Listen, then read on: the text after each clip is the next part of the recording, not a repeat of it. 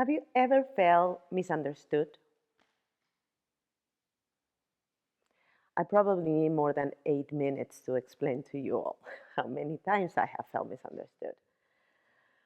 I, I grew up in a family where words of affirmation, praising, saying nice things to each other wasn't something that you hear every day. We can say they were emotionally unavailable. So I learned very early in my life that I needed to earn love. I needed to work for it. I needed to be deserving of it. And for a little kid, that's a lot of pressure because you try different ways. Maybe this is going to work. Maybe if I say the right thing, if I don't make noise, if I'm not the squeaky wheel, maybe I'll get it. Maybe I'll get to feel what unconditional love feels like. So I would say things, I would do things, and for some reason they were always coming wrong. And I didn't understand, why was I doing wrong? So after a lot of heartbreaking situations, a marriage that was very hard, I was pushed into that.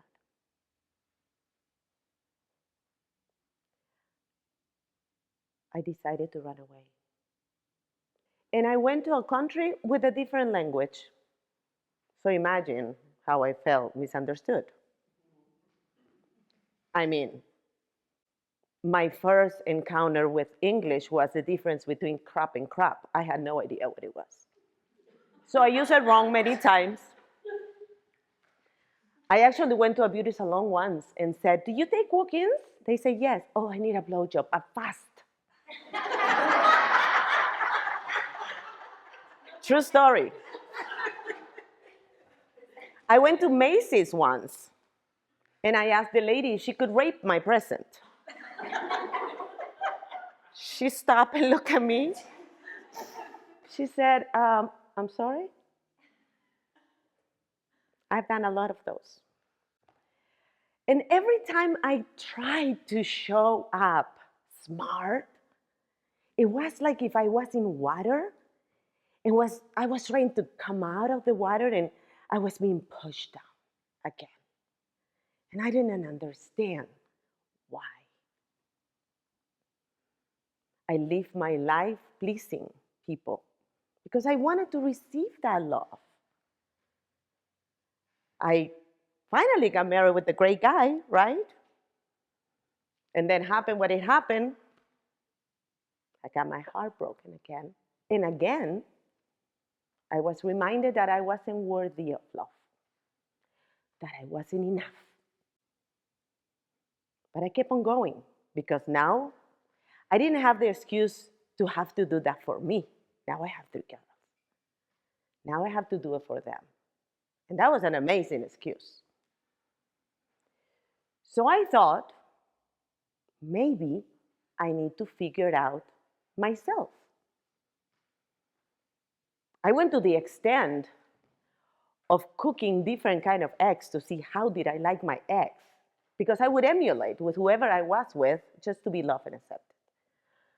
After I got divorced, I figured, okay, now I know who I am. I'm going to go out and look for a job. For the first year, I sold everything I had except myself to feed my girls and be there for them as much time as I could. But then I had to go out to work.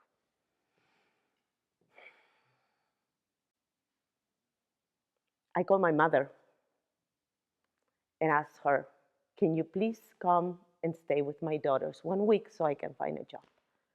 Because I don't have anybody here." I came back the first day that I went looking for a job, and I found my 5-year-old sitting outside my steps, terrified. I didn't know what's happening. She said, "Mom, something happened to Sophia." And immediately I remember myself when I was a little girl. And I said, "Where is she?" And she said, "It's in your closet upstairs," which is the same place I used to hide when I was a little girl. So my mom would not beat the hell out of me.